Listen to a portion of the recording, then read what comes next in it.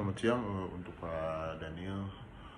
Mohon maaf sebelumnya saya tidak bisa menampilkan presentasinya, tapi saya akan kirimkan by PDF nanti di Google Classroom, dikarenakan saya tidak bisa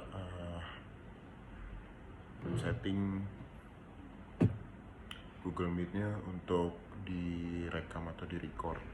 Berikut saya sampaikan secara manual dan saya akan kirimkan juga bentuk PPT-nya. Dimulai dari overview yang akan saya bahas adalah latar belakang, hasil kinerja bisnis, laporan keuangan, proyeksi income. Untuk latar belakang sendiri, peningkatan konsumsi terhadap kopi di Indonesia, di mana itu mengalami peningkatan secara masif sekitar 8,8% per tahun ya. Selain itu juga proses bisnis kopi yang tidak merata perihal pembagian keuntungan, di mana Tengkulak berperan penting dalam hal ini dan menjadi tokoh yang cukup merugikan untuk para petani lain ya, dengan menerapkan harga tinggi terhadap produk kopi yang dijual nanti ke konsumen, di mana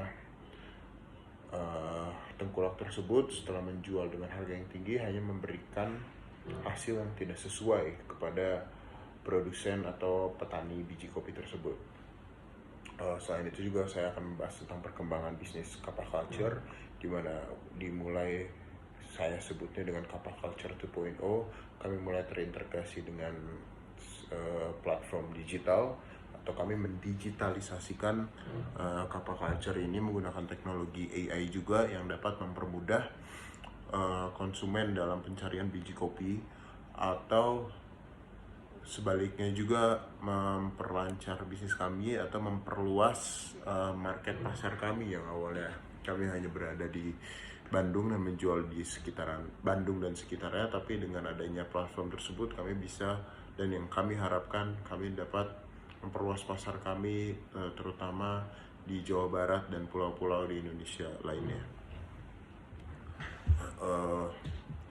Untuk visi dan misi Kappa Culture, yang untuk visinya kami menjadi platform nomor satu dalam bisnis startup kopi Indonesia, di mana pesaing kami sebelumnya itu Oten Coffee dan Gordi Coffee.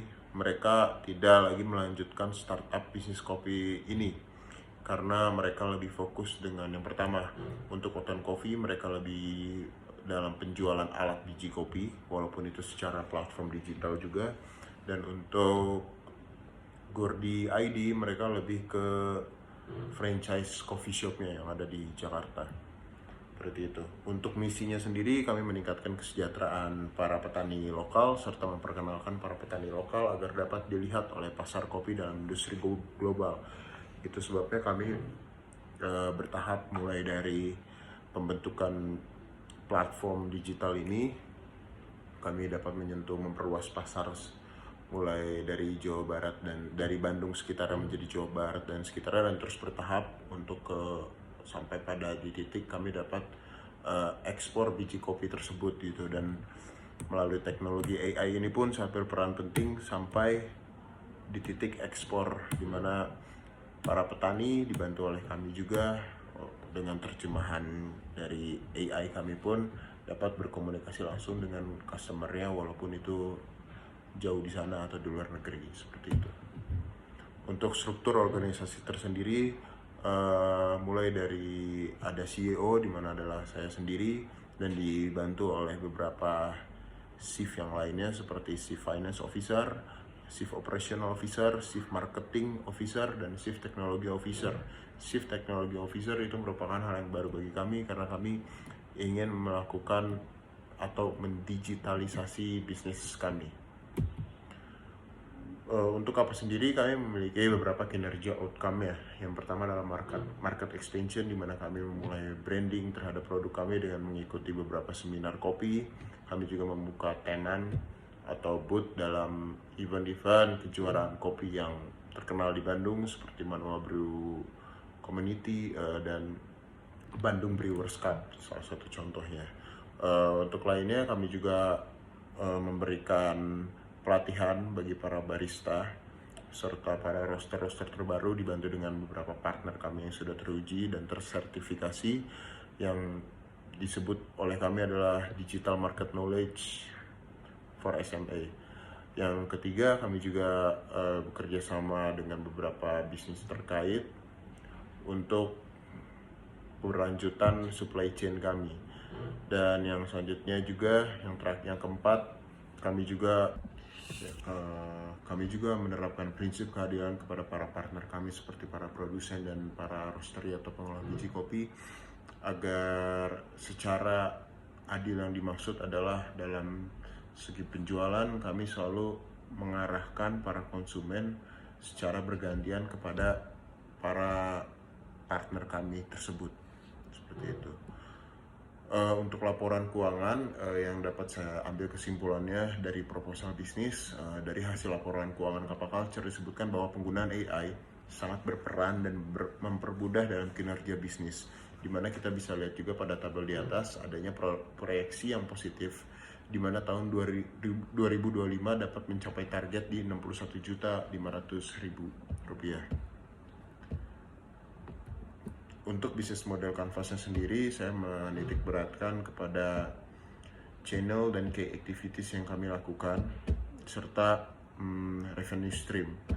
Untuk channel, kami menerapkan fair trade industry, di mana biji kopi yang kami olah, biji kopi yang kami pun bekerja sama dengan produsen dan para partner kami, itu sudah tersertifikasi oleh COE atau Cup of Excellence, di mana sudah teruji oleh beberapa pakar kopi di Indonesia, dan semoga kami dapat sertifikasi dari secara global. Selain itu juga untuk pengadaan biji kopi, promosi, distribusi, pengemasan produk, pengelolaan media sosial, pengelolaan online shop, kami juga semuanya akan dimasukkan ke dalam platform digital kami, di mana untuk beberapa poin tadi saling mendukung satu sama lainnya. Untuk revenue streams sendiri, selain dari investor sebelumnya, kami juga mendapatkan special request dari beberapa customer terhadap produknya. Selain itu juga kami melihat traffic dalam webs kami, dan pembagian persen dengan para partner kami. Untuk analisis SWOT, dari kekuatan kami, saya tarik kesimpulannya, selain penerapan fair trade industry untuk menciptakan value, dan juga pembelian pesanan yang efisien, terutama dibantu dengan platform digital yang dimudahkan juga oleh AI yang nanti akan ada di bisnis kami. Untuk weakness-nya, reputasi perusahaan kami masih cukup kecil, dan juga sarana prasarana ruang lingkup kerja bagi pegawai masih belum memadai. Untuk ancaman atau threat-nya, lebih ke produk, di mana kondisi musim kemarau pada contohnya atau kondisi musim hujan menyulitkan proses pengolahan produk dari para partner kami. Untuk prototype, kami belum bisa dapat memberikan gambarannya, namun ada di dalam proposal bisnis saya yang saya buat, di mana alurnya itu atau notasinya itu lebih ke dimulai dari registrasi. Setelah itu yang terdapat AI-nya adalah ketika para konsumen mulai mencari dengan beberapa keywords tertentu, dan itu langsung muncul data-data yang ada yang dapat dipilih oleh konsumen. Selain itu juga kami memiliki fitur komunikasi antara konsumen, produsen, dan juga pengolah biji kopi atau roastery yang kami sebut, itu melalui Sahabat Kappa, di mana Sahabat Kappa ini merupakan suatu platform dari Kappa Culture yang bisa disebut sebagai platform komunikasi, di mana para ketiga pilar tersebut saling berkomunikasi mengenai produk tersebut agar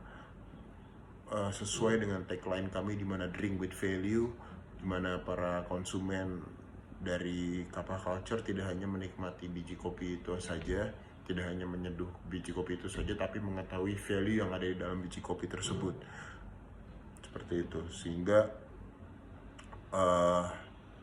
kami bisa menekankan sifat yang elegan dan sifat yang sesuai dengan sertifikasi dari biji kopi yang ada di Indonesia. Itu kesimpulan yang dapat saya tarik dari presentasi ini adalah Kappa Culture merupakan inovasi dari Kappa Culture 1.0, di mana tagline Drink with Value dimaksimalkan dengan teknologi dan coffee knowledge yang mendalam dan khas dari platform B2B Coffee Beans atau dibanding B2B Coffee Beans lainnya.